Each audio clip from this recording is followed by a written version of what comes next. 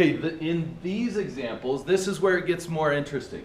Okay, if you multiply or divide by a negative number,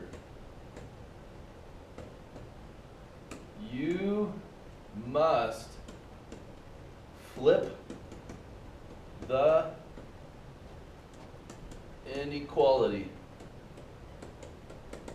Let me show you what I mean by that. If we have a negative number right here, this is dividing. I want to do the opposite operation, which is multiply right here. So I multiply by -7 and multiply by -7 on two sides, right, like this.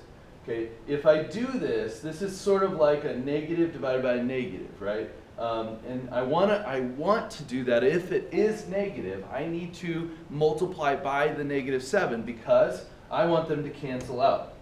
Okay, so I will cross these out, and I end up with x on this side and a -21 on this side, -21. Okay, here's my rule. If you multiplied or divided by a negative number, what do? I must flip the inequality around to make it face the other way. All right, that's all. That's the only difference between solving inequalities or solving equations. That's my final answer. Again, it says graph it, so just like real quick, you would put a -21 on here. And the way you would read this, x is greater than -21. Greater than means don't include it because it'll be open because there's no equal to underneath. And we're going to shade it greater than, right, like that. All right, look at this next one. This next one has multiplication happening in between there, right? So the opposite of multiplying would be to divide. I must divide by a -5, okay?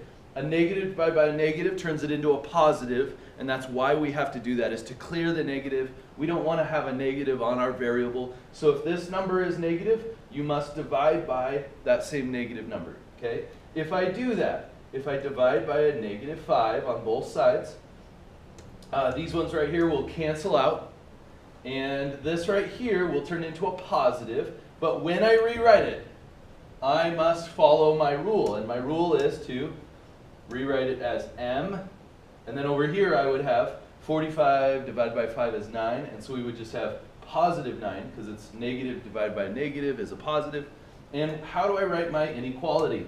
My inequality would need to, it's facing this way right now, I need to flip it around and make it face the other way.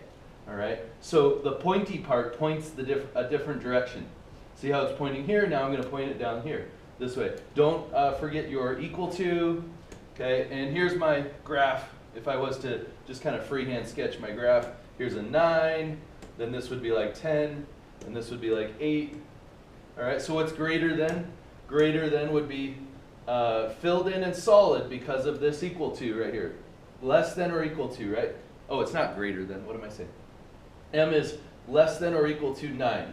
So I say less than or equal to, and I'm going to make it go this way, and I'm going to shade it that direction because it's less than. 8 is less than 9. Perfect. All right, next example, one more example after this.